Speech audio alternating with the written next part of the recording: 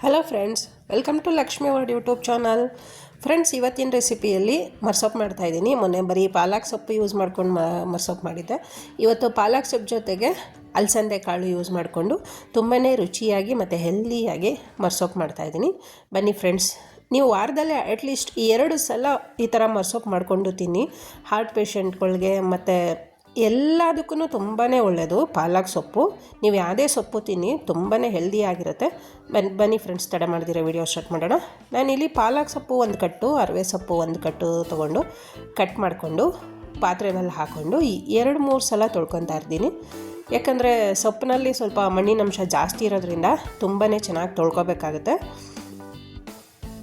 ತೊಳೆದಿರೋ ಅಂಥ ಸೊಪ್ಪನ್ನ ಒಂದು ಪಾತ್ರೆಯಲ್ಲಿ ಸಪ್ರೇಟಾಗಿ ಬೇಯಕ್ಕೆ ಇಟ್ಕೊಂಡು, ಈ ಕಡೆ ಪಕ್ಕದಲ್ಲಿ ಒಂದು ಕುಕ್ಕರ್ನಲ್ಲಿ 1 ಬೌಲಷ್ಟು ಅಲಸಂದೆ ಕಾಳು, ಬಿಳಿ ಅಲಸಂದೆ ಕಾಳು ಬರುತ್ತಲ್ವ ಅದು, 1/4 ಕಪ್ಪಷ್ಟು ತೊಗರಿಬೇಳೆ ಹಾಕೋದ್ರಿಂದ ಮರ್ಸೊಪ್ಪಿಗೆ ಸ್ವಲ್ಪ ರುಚಿ ಚೆನ್ನಾಗಿ ಬರುತ್ತೆ ಅಂತ ಹೇಳಿ ಅಲಸಂದೆ ಕಾಳು ಮತ್ತು ತೊಗರಿಬೇಳೆ ಎರಡನ್ನೂ ನೀರಲ್ಲಿ ಚೆನ್ನಾಗಿ ತೊಳೆದು ಮತ್ತು ಬೇರೆ ನೀರು ಹಾಕ್ಕೊಂಡು ರುಚಿಗೆ ತಕ್ಕಷ್ಟು ಉಪ್ಪು ಹಾಕ್ಕೊಂಡು 1 ವಿಷಲ್ ಕೂಗೋ ತನಕ ಬೇಯಿಸ್ಕೊಬೇಕಾಗತ್ತೆ.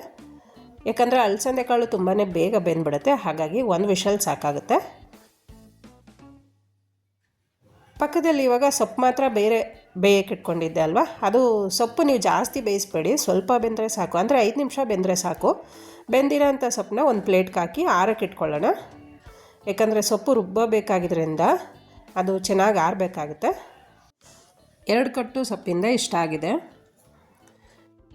ಇವಾಗ ಖಾರಕ್ಕೆ ರೆಡಿ ಮಾಡ್ಕೊಳ್ಳೋಣ. 1 ಜಾರ್ಗೆ 1 ಬೆಳ್ಳುಳ್ಳಿ, ಚಿಕ್ಕ ಬೆಳ್ಳುಳ್ಳಿ ತೊಗೊತಾ ಇದ್ದೀನಿ.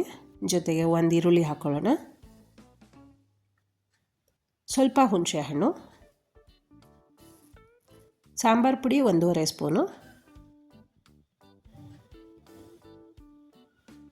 ಬೇಯಿಸ್ಕೊಂಡಿರೋ ಅಂಥ ಸೊಪ್ಪು ಹಾಕ್ಕೊಳ್ಳೋಣ. ಸೊಪ್ಪು ಹಾಕ್ಕೊಂಡು ರುಬ್ಕೊಂಬರ್ತಾಯಿದ್ದೀನಿ. ತುಂಬಾ ಸಣ್ಣಕ್ಕೆ ರುಬ್ಬೇಡಿ, ಸ್ವಲ್ಪ ದಪ್ಪ ಥರನೇ ರುಬ್ಕೊಂಡ್ರೆ ಮರ್ಸೊಪ್ಪು ಚೆನ್ನಾಗಿ ಬರುತ್ತೆ.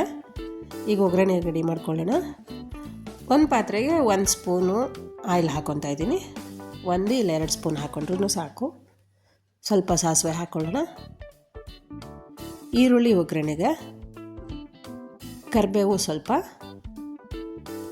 ಈರುಳ್ಳಿದು ಸ್ವಲ್ಪ ಹಸಿ ವಾಸನೆ ಹೋಗೋ ತನಕ ಫ್ರೈ ಮಾಡ್ಕೊಬೇಕಾಗತ್ತೆ. ಇವಾಗ ರುಬ್ಬಿರೋ ಅಂಥ ಸೊಪ್ಪನ್ನ ಮಿಕ್ಸ್ ಮಾಡ್ಕೊಳ್ಳೋಣ. ಜಾರ್ ತೊಳೆದು ಅದರಲ್ಲಿರೋ ನೀರು ಹಾಕ್ಕೊಳ್ಳೋಣ. ಮರ್ಸೊಪ್ಪಂತೂ ನೀವು ಬಿಸಿ ಮುದ್ದೆ ಮಾಡ್ಕೊಂಡು ತಿನ್ನಿ, ಸೂಪರಾಗಿ ಬರುತ್ತೆ. ಈಗ ಕುಕ್ಕರಲ್ಲಿ ಬೇಯಕ್ಕೆ ಇಟ್ಟಿದ್ವಲ್ಲ, ಅದು ವಿಷಲ್ ಓಪನ್ ಮಾಡಿದ್ದೀನಿ.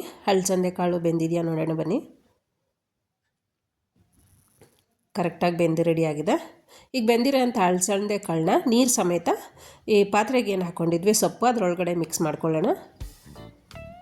ನೀವು ಎಕ್ಸ್ಟ್ರಾ ನೀರು ಹಾಕೋ ಅವಶ್ಯಕತೆಯೇ ಇರಲ್ಲ, ಯಾಕಂದರೆ ಅಲಸಂದೆ ಕಾಳಲ್ಲಿ ಏನಿತ್ತು ನೀರು ಅಷ್ಟೇ ಸಾಕಾಗುತ್ತೆ. ಅಕಸ್ಮಾತ್ ತುಂಬಾ ಗಟ್ಟಿ ಅಂತ ಅಂದರೆ ಸ್ವಲ್ಪ ಎಕ್ಸ್ಟ್ರಾ ನೀರು ಹಾಕ್ಕೊಳ್ಳಿ. ರುಚಿಗೆ ತಕ್ಕಷ್ಟು ಉಪ್ಪು ಹಾಕ್ಕೊಂಡು 2 ಕುದಿ ಬರೋ ತನಕ ಬೇಯಕ್ಕೆ ಬಿಡೋಣ. ಕುದಿ ಬರ್ತಾ ಇದೆ. ಕರೆಕ್ಟಾಗಿ ಬಂದಿದೆ ಮರ್ಸೊಪ್ಪು. ನೀವೆಲ್ಲ ಅಲಸಂದೆ ಕಾಳು ಹಾಕೋದ್ರಿಂದ ಮುದ್ದೆ ತಿನ್ನುವಾಗ ಅದು ತಿನ್ನೋಕ್ಕೆ ಎಕ್ಸ್ಟ್ರಾ ಸಿಗುತ್ತಲ್ವ, ತುಂಬಾ ಚೆನ್ನಾಗಿ ಬರುತ್ತೆ. ನೀವು ಬೇಕಾದರೆ ಆಲೂಗಡ್ಡೆನೂ ಹಾಕ್ಕೊಬೋದು. ಟೇಸ್ಟ್ ನೋಡೋಣ ಬನ್ನಿ, ಸಪ್ಪೆನ ಏನು ಅಂತ. ವಾವ್, ಕರೆಕ್ಟಾಗಿ ಬಂದಿದೆ ಫ್ರೆಂಡ್ಸ್. ಇವತ್ತಿನ ವಿಡಿಯೋ ಅಂದರೆ ಮರ್ಸೊಪ್ಪಿನ ವಿಡಿಯೋ ಅಂತೂ ನಿಮ್ಗೆ ಇಷ್ಟ ಆಗಿರುತ್ತೆ ಖಂಡಿತ. ಪ್ಲೀಸ್ ಲೈಕ್ ಮಾಡಿ, ಶೇರ್ ಮಾಡಿ, ಸಬ್ಸ್ಕ್ರೈಬ್ ಮಾಡಿ. ಹಾಗೆ ನಿಮ್ಮ ಫ್ಯಾಮಿಲಿ ಮೆಂಬರ್ಸ್ಗೂ ಶೇರ್ ಮಾಡಿ. ಜೊತೆಗೆ ಹೊಸದಾಗಿ ನೋಡ್ತಿರೋರು ಸಬ್ಸ್ಕ್ರೈಬ್ ಮಾಡ್ಕೊಂಡು ನೋಡಿ. Thank you.